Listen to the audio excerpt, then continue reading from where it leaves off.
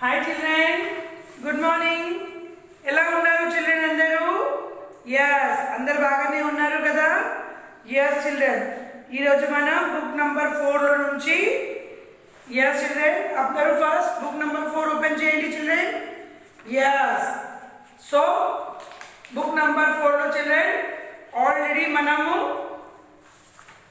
Lesson number 3 కరుణామయ lesson complete చేసుకున్నాము కదా చిల్డ్రన్. సో చిల్డ్రన్, ఈరోజు థర్డ్ లెసన్ కరుణామయ లెసన్ అయిపోయింది. సో ఈరోజు fourth lesson Valmiki Maharshi lesson children. Yes, Valmiki lesson story నేను చెప్తాను, చూడండి ఏముందో. పూర్వం మహారాణ్యం ఉండేది. ఆ రణ్యంలో ఒక బొయ్యవాడు నివసించేవాడు. అతడు దారిన పోయే వారిని దోచుకుండేవాడు. ఎస్ చిల్డ్రన్, మహారాణ్యం అంటే ఏ జాగాలో అడవిలాగా ఉంటుంది, అక్కడ ఫైటింగ్స్ అయితే దాన్ని మహారాణ్యం అంటారు. అక్కడ ఒక బోయేవాడు ఉండేవాడు. ఆయన వచ్చే వాళ్ళని పోయే వాళ్ళని అందరినీ ఉన్న నగలు దోచుకునేవాడు. ఆ ధాన్యం భార్య బిడ్డలు పోషించేవాడు. ఒకరోజు నారద మహర్షి అరణ్యం ప్రయాణిస్తూ ఆ బోయేవాడిని సమీపించి వచ్చాడు. అతనితో దారిన పోయేవాడికి దోచుకునడం పాపం కదా అన్నాడు. సో చిల్డ్రన్, ఆ పోయేవాడు ఏం చేసేవాడు, వచ్చేవాడిని పోయేవాళ్ళని నగలు కానీ పైసలు కానీ ఏమైనా ఉంటే దోచుకునేవాడు, వాడి దగ్గర నుంచి గుంజుకునేవాడు. సో అట్లా చేసి భార్యని బిడ్డలని పోషించేవాడు. ఒక్కరోజు అక్కడ ఒక మహర్షి, నారదముని మహర్షి ఆయన వచ్చినాడు. ఎవరి దగ్గరికి చిల్డ్రన్? బోయేవాడు దగ్గరికి. బోయేవాడు దగ్గరికి వచ్చి ఏమన్నాడు అంటే,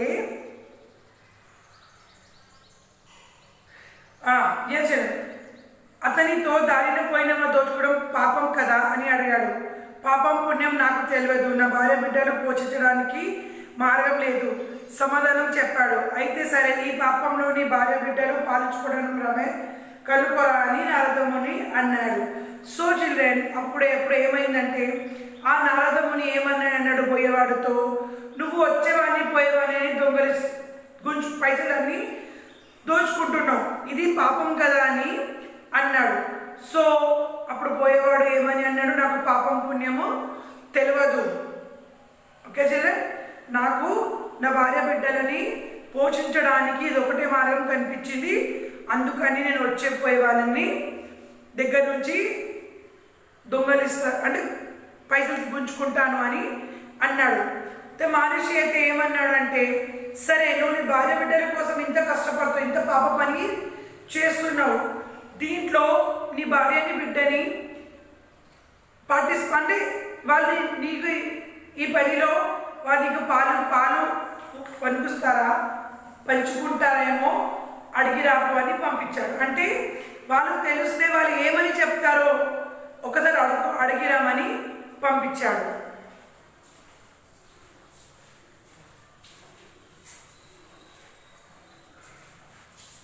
అది విని బోయేవాడు ఇంటికి వెళ్ళాడు. మొట్టమొదటి భార్యని పిలిపించాడు.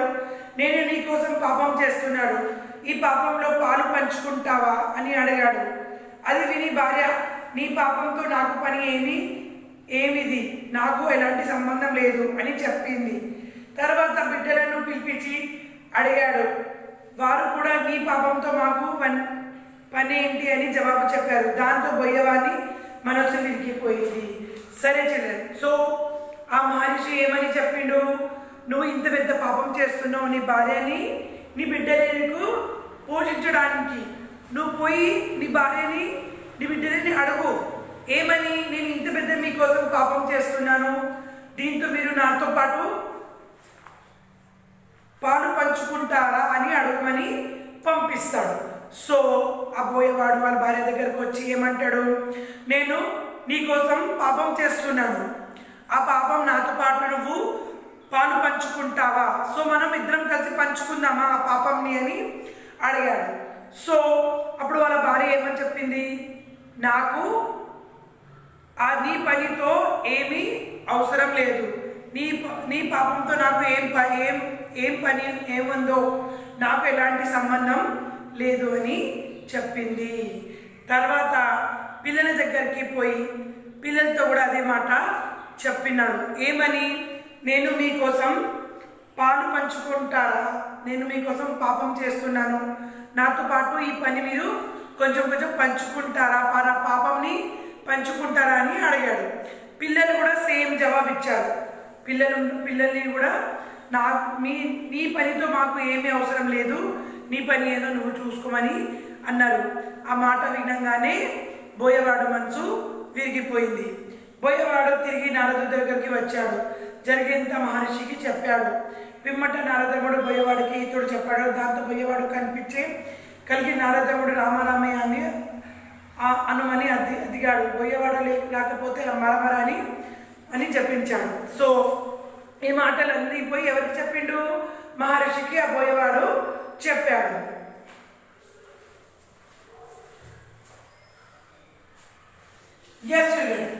చెప్తే మహర్షి ఏమన్నాడు? చూడు, నీ పిల్లలే నీ భార్యనే నీకు హెల్ప్ చేస్తలేరు, నువ్వు ఎందుకు ఈ పాపం పని చేస్తున్నావు? వదిలేసేయి, ఈ పాపం నువ్వు చేయకు. ఈ పని చేస్తే నీకే పాపం. నీ భార్య నీ పిల్లలు నీకు హెల్ప్ చేస్తలేరు, నువ్వేం చెయ్యి, అదంతా పని వదిలేసి రామరామ అని పలుకుమని చెప్పాడు. సో ఆ బోయవాడు ఆ మహర్షి మాటలు విని, సరే ఈరోజు నుంచి నేను ఈ పని మొత్తం వదిలేస్తాను, రామరామ అని పలుకుతా అని రామరామ అనకుండా మరమర అని చెప్తున్నాడు. సో ఆయనకి రామరామ కూడా పదం చెప్పడానికి వస్తా లేదు అని మహర్షి అనుకున్నాడు. అక్కడ కూర్చొని పోయాడు. తనను తనే మర్చిపోయాడు. నిద్ర లేదు, ఆహారం లేదు. ఆ విధంగా చాలా కాలం రామ మంత్రాన్ని జపించాడు. అతనిపై పుట్ట పెరిగింది. రామ రామ అనుకుంటా ఎక్కడ ఆయన మహర్షితో మాట్లాడిండు ఆ ప్లేస్లోనే కూర్చొని పోయాడు. రామ రామ రామ అనుకుంటా ఎన్నో రోజులు గడిచిపోయింది. చిల్డ్రన్, ఆయన మీద మొత్తం పుట్ట వచ్చేసింది. కొంతకాలం తర్వాత నారదుడు అలా దారిలో పోతూ రామ శబ్దం విన్నాడు. అది అక్కడ ఉన్న పుట్టలో నుంచి వస్తుంది గ్రహించాడు. పుట్టలో నుంచి బొయ్యవాడికి బయటికి తీశాడు. అతని వాల్మీకి అని పేరు పెట్టాడు. మళ్ళీ కొన్ని రోజులు అయినాక సేమ్ ప్లేస్లో ఆ మహర్షి అక్కడి నుంచి వెళ్తున్నాడు. వెళ్తూ వెళ్తూ ఆయనకి ఏం శబ్దం వినిపించింది చిల్డ్రన్? రామ రామ అని శబ్దం వినిపించింది. ఆ మహర్షి ఎక్కడి నుంచి రామరామ వస్తుందని దగ్గరికి వెళ్తే ఆ పుట్టల నుంచి ఆ బోయవాడు సౌండ్ వస్తుంది. చిల్డ్రన్, ఎన్ని రోజుల నుంచి ఆ రామరామం శబ్దం పాడుతున్నాడో చూడండి. ఆ మొత్తం పుట్ట వాళ్తే ఆ పుట్టల నుంచి ఆ బోయవాడికి బయటికి తీశాడు. తీసి ఏమని పేరు పెట్టాడు చిల్డ్రన్? ఆ బోయవాడికి ఆ మహర్షి వాల్మీకి అని పేరు పెట్టాడు. వాల్మీకి అనగా పుట్టలో నుండి పుట్టాడు కాబట్టి అతనికి వాల్మీకి అనే పేరు వచ్చింది. ఆ బోయవాడు ఆ పుట్టల నుంచి అనగా పుట్ట నుండి పుట్టాడు కాబట్టి ఆయన పేరు ఆ మహర్షి వాల్మీకి అని పెట్టారు. వాల్మీకి మహర్షి సంస్కృత రామాయణం రచించాడు. సంస్కృతిలో రామాయణం రాసినాడు వాల్మీకి. ఇది అధికంగా పేరు పొందింది. వాల్మీకి అధిక ప్రసిద్ధి చెందాడు. ఈ రామాయణం రాసిన తర్వాత వాల్మీకి పేరు బాగా పవర్ఫుల్, గ్రేట్గా అయిపోయింది. శ్రీ మదరామాయణం 7 ఖండాలు ఉన్నాయి. శ్రీ మదరామాయణం ఎన్ని ఖండాలు ఉన్నాయి చూడండి? 7. బలఖండ, మధ్యఖండ, అలయఖండ, కిష్టికఖండ, సుందరకాండ, యుధకాండ, ఉదరకాండ. రామాయణంలో 24 శ్లోకాలు ఉన్నాయి. ఈ శ్లోకాల్లో ఈ ఖండాలలో 24 శ్లోకాలు ఉన్నాయి. అవన్నీ వాల్మీకి గారే రాశారు. సుందరకాండ వాల్మీకి ప్రసిద్ధి పొందింది. సుందరకాండ చాలా ప్రసిద్ధి పొందింది. శ్రీ రామదలయం హిందువులకు పరమ పవిత్ర గ్రంథం. దీనిని అనగా భాషలకి అనుదరించి తులసిదాసు రామచరితమానస్ అనే పేరుతో రాశాడు. తులసిదాసు రామచరితమానస్ అనే పేరుతో రాశాడు. తెలుగులో కూడా ఎంతోమంది కావలు రామాయణం రాశారు. ఎంతోమంది కవులు కూడా రామాయణంలో ఎంతో భాషలో రాశారు. రంగనాథ రామాయణం, వల్ల రామాయణం, స్వచ్ఛత అయిన రామాయణం, శ్రీ రామదయానం, కలపవృక్ష మొదలైన ప్రసిద్ధి చెందినాయి. ఈ రామాయణంలో రంగనాథ రామాయణం, వల్ల రామాయణం, స్వచ్ఛత రామాయణం, శ్రీ రామదయానం మొదలైన ప్రసిద్ధి రచనాయి రాసింది. ఇది అర్థమైంది కదా చిల్డ్రన్ లెసన్.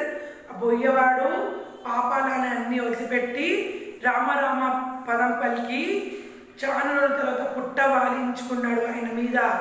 అంత గ్రేట్గా కదా చిల్డ్రన్. ఆయన పేరు లాస్ట్కి వాల్మీకి వచ్చింది. ఆయన ఇప్పుడు లేడు, కానీ అప్పట్లో ఆయన చాలా గ్రేట్ కవి చిల్డ్రన్. ఓకే, అర్థమైంది కదా లెసన్. సో ఇప్పుడు తెలుగు క్లాస్ బుక్ తీసి మీనింగ్స్ రాసుకోండి చిల్డ్రన్. క్లాస్ బుక్లో నీట్గా నీట్ హ్యాండ్ రైటింగ్తో మీనింగ్స్ నేను బోర్డు మీద రాపిస్తాను, మీరు కూడా మీనింగ్స్ రాసుకోండి. Okay children.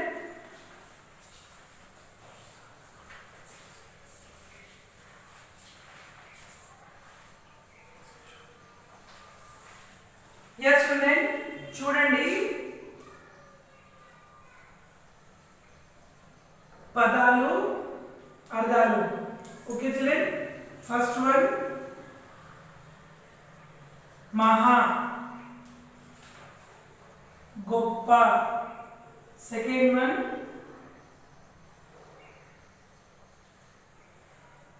బోయవాడు.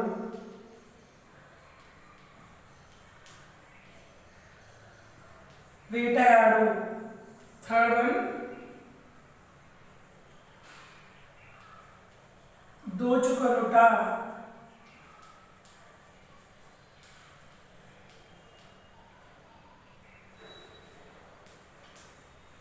దొంగలించుట. ఫోర్త్ వన్ మార్గం, దారి. ఫిఫ్త్ వన్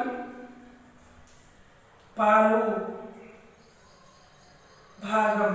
ఓకే చిల్డ్రన్, చూడండి వాల్మీకి లెసన్లో 10 మీనింగ్స్ ఉన్నాయి. నేను 5 మీనింగ్స్ రాపించినాను చిల్డ్రన్. 6th వన్ ఇక్కడ రాస్తున్నాను. నీట్ హ్యాండ్ తో రాయండి చిల్డ్రన్. ఓకే,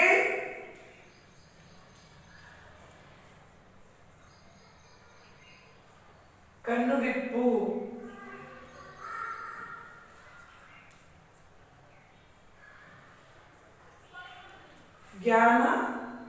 జ్ఞానోదయం. 7th one children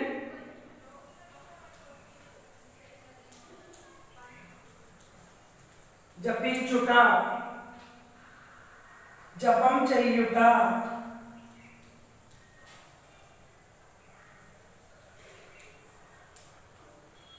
8th one ఆది,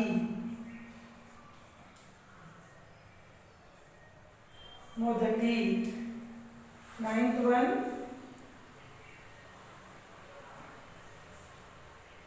హితవు, మంచి. 10th one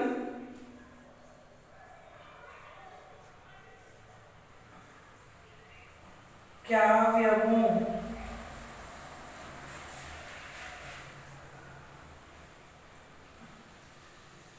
కావ్యము.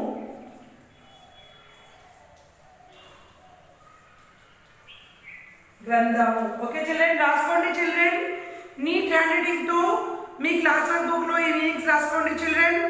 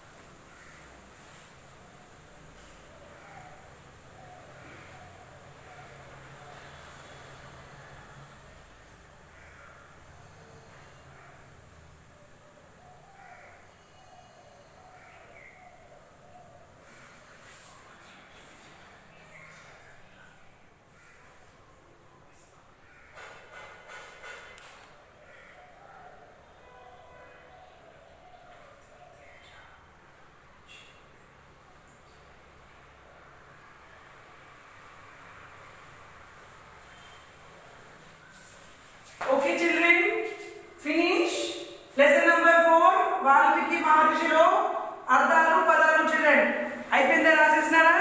సో చిల్డ్రన్ ఒక్కసారి నాతో పాటు ఈ మీనింగ్స్ రిపీట్ చేయండి. మహా గొప్ప, ఎస్ చిల్డ్రన్, మహా గొప్ప, బోయవాడు వేటగాడు, బోయవాడు వేటగాడు, దోచుకొనుట దొంగలించుట, దోచుకొనుట దొంగలించుట, మార్గం దారి, మార్గం దారి, పాలు భాగం, పాలు భాగం, కన్నువిప్పు జ్ఞానోదయం, కన్నువిప్పు జ్ఞానోదయం, జపించుట జపం చెయ్యుట, ఎస్ చిల్డ్రన్, జపించుట జపం చెయ్యుట, ఆది మొదటి, ఆది మొదటి, హితువు మంచి, హితువు మంచి, కావ్యము గ్రంథము, కావ్యము గ్రంథము. ఓకే చిల్డ్రన్, ఇంకొకసారి చెప్పండి చిల్డ్రన్ పదాలు అర్థాలు. మహా గొప్ప, బోయవాడు వేటగాడు, దోచుకొనుట దొంగలించుట, మార్గం దారి, పాలు భాగం, కన్నువిప్పు జ్ఞానోదయం, జపించుట జపం చెయ్యుట, ఆది మొదటి, హితువు మంచి, కావ్యము గ్రంథము. ఓకే చిల్డ్రన్, చూడండి చిల్డ్రన్ పేజ్ నెంబర్ 19లో క్రింది ప్రశ్నలకు ఒకటి లేదా రెండు వాక్యాల జవాబులు రాయండి. సెకండ్ బిట్, క్రింది ప్రశ్నలకు 4 లేక 5 వాక్యాల జవాబులు రాయండి. మేడం మీకు ఈ ఆన్సర్స్ మెయిల్ చేస్తారు చిల్డ్రన్, మెయిల్ నుంచి చూసుకుంటూ ఆన్సర్స్ రాయాలి. ఓకేనా? సో థర్డ్ బిట్ చిల్డ్రన్, క్రింది ఖాళీలను పూరించండి. నేను ఈ ఆన్సర్స్ బోర్డు మీద రాస్తాను, చూసుకుంటా టెక్స్ట్ బుక్లో రాయండి చిల్డ్రన్. ఫస్ట్ ఇక్కడ, ఓకే, తర్వాత మీ నోట్స్లో మీరు నోట్స్ కంప్లీట్ చేయాలి. అండర్స్టూడ్ చిల్డ్రన్, అర్థమైంది కదా? ఓకే.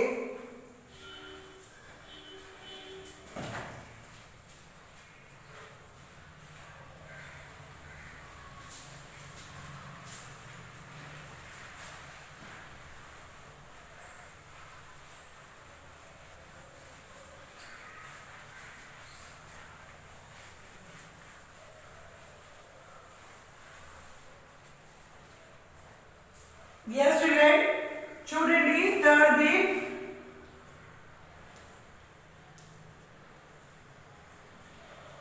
క్రింది ఖాళీలను పూరించండి. ఓకే చిల్డ్రన్, పూరించండి. సో ఫస్ట్ వన్, బోయవాడు డాష్ బిడ్డలను పోషించాడు. ఆన్సర్ చిల్డ్రన్, భార్య బిడ్డలు. ఫస్ట్ డాష్ భార్య, రాసుకోండి చిల్డ్రన్, టెక్స్ట్ బుక్ లో రాసుకోండి ఫస్ట్. సెకండ్ వన్, బోయవానికి డాష్ మహర్షి కనిపించాడు, నారద్. థర్డ్ వన్, వాల్మీకము అనగా డాష్. ఏంటి చిల్డ్రన్, వాల్మీకము డాష్, ఎస్, నిర్మల పుట్ట.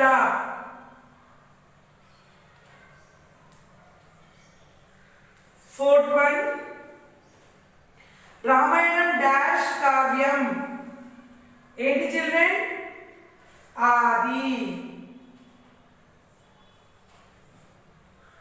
ఫిఫ్త్ వన్,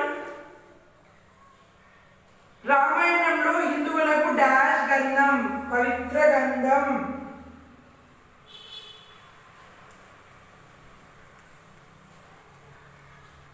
సిక్స్త్ వన్, తనిపై పెద్ద డాష్ పెరిగింది. ఏంటి చిల్డ్రన్, ఎస్, పుట్ట.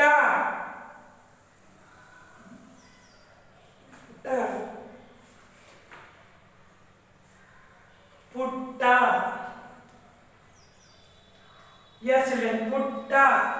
Seventh one,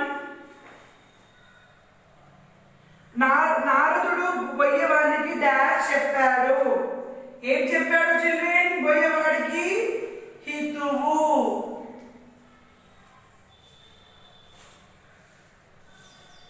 eighth one children, Ramayanam dash భాషలో ఉంది. సంస్కృతం.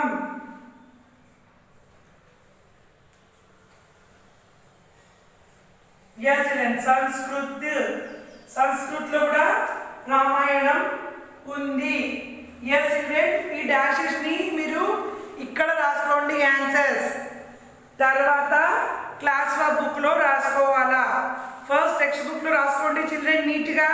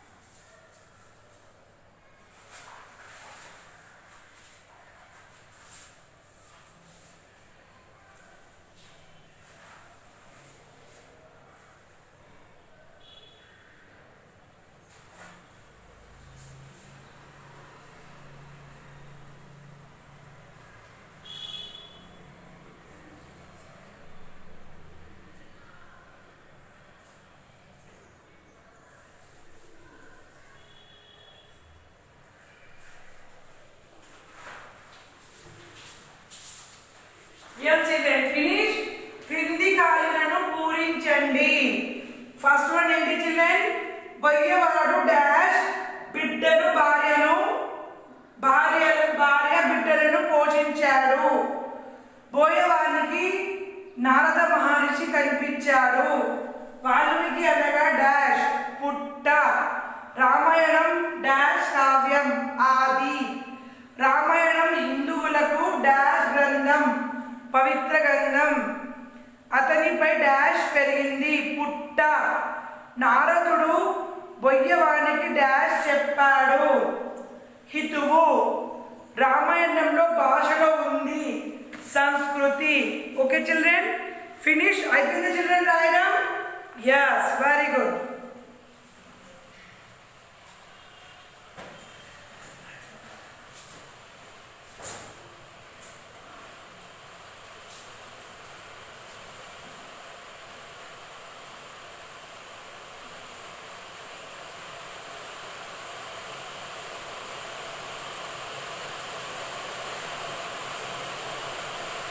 See children, fourth bit, క్రింది పదాలకు వ్యతిరేక పదాలను గుర్తించండి. Fourth bit, page number 19. Fourth bit,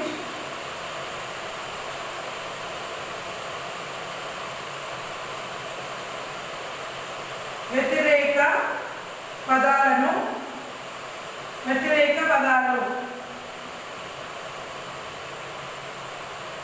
okay children, వ్యతిరేక పదాలను గుర్తించండి.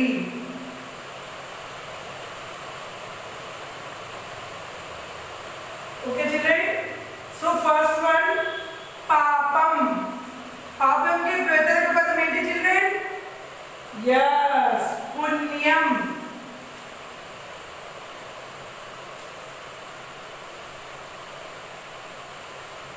ఓకే, సెకండ్ వన్ చిల్డ్రన్ మొదట. సో చివర. థర్డ్ వన్ పెద్ద. సో చిన్న.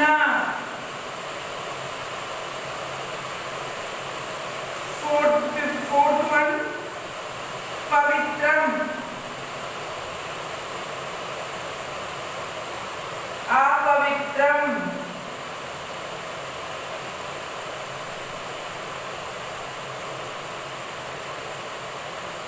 Yes, children.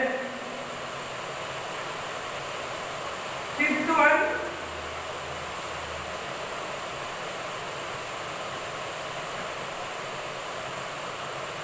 కూర్చుంటుడా, కూర్చుంటుడా, నిల్చుంటా,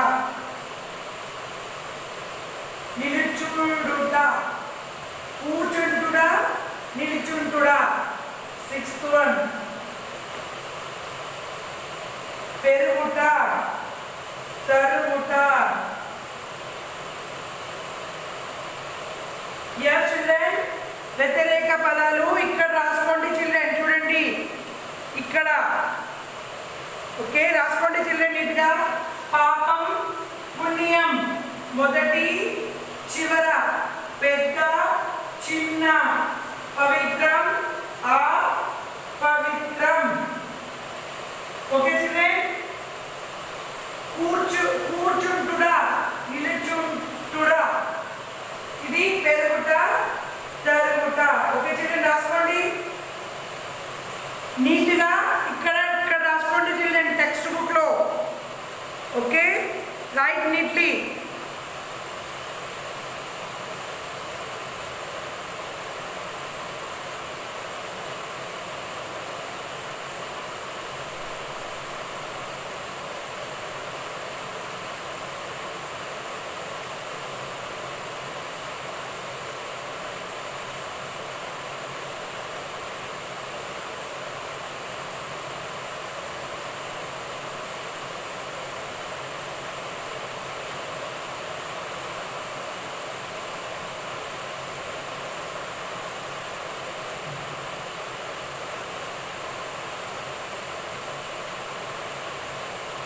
ఓకే చిల్డ్రన్, ఫినిష్. వ్యతిరేక పదాలు గుర్తించండి. పాపం, పుణ్యం, మొదట చివర, పెద్ద చిన్న, పవిత్రం, అపవిత్రం, కూర్చుంటుడా, నిలుచుంటుడా, పెరుగుట, తిరుగుట. ఓకే చిల్డ్రన్, సో ఆల్రెడీ మీరు ఈ లెసన్స్ విన్నారు. మీనింగ్స్, ఖాళీలు, ఇంకా వ్యతిరేక పదాలు రాశారు. ఎస్ చిల్డ్రన్, వాల్మీకి లెసన్ లో ఏముంది చిల్డ్రన్? వాల్మీకి ఒక ఫస్ట్ అందరి దగ్గర బంగారము అవన్నీ దోచుకునేవాడు కదా చిల్డ్రన్. సో ఒకరోజు నారద ముని వచ్చి ఆయనకి బుద్ధి చెప్పాడు. సో అప్పటి నుంచి ఆయన రామ అని పలికి పుట్ట వాలించుకొని ఒక పెద్ద గ్రేట్ వాల్మీకి అయినాడు. ఓకే చిల్డ్రన్, సో ఈరోజు ఆయన మనకి వాల్మీకి రామాయణం కూడా రాసినాడు. ఓకే, లెసన్ తర్వాత మీరు మీనింగ్ రాసుకున్నారు చిల్డ్రన్. ఇక ఖాళీలు ప్లస్ వ్యతిరేక పదాలు రాసుకున్నారు. ఓకే చిల్డ్రన్, ఇప్పుడు నేను మీకు హోంవర్క్ ఇస్తాను. సాక్షి,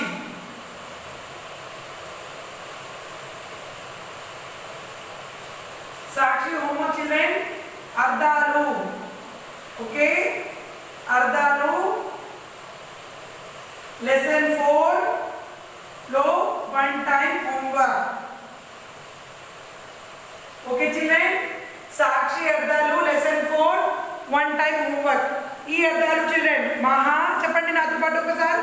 మహా, గొప్ప, బోయవాడు, వేటగాడు, దోచుకొనుట, దొంగలించుకుట, మార్గం, దారి, పాలు, భాగం, కన్ను విప్పు, జ్ఞానదోయం, జపించుట, జపం చేయుట, ఆది, మొదటి, హితుడు, మంచి, కావ్యము, గ్రంథము. యస్ చిల్డ్రన్, ఈ మీనింగ్స్ మీరు హోంవర్క్ 1 టైం రాయాలా చిల్డ్రన్. ఓకే, హోంవర్క్ అయిపోయిన తర్వాత హోంవర్క్ ది ఫోటో తీసి స్కూల్ వాట్సాప్ గ్రూప్లో పంపించండి చిల్డ్రన్. ఓకేనా, అర్థమైంది కదా? ఎస్ చిల్డ్రన్, వేరే లెసన్లో కలుసుకుందాం. Bye, take care children.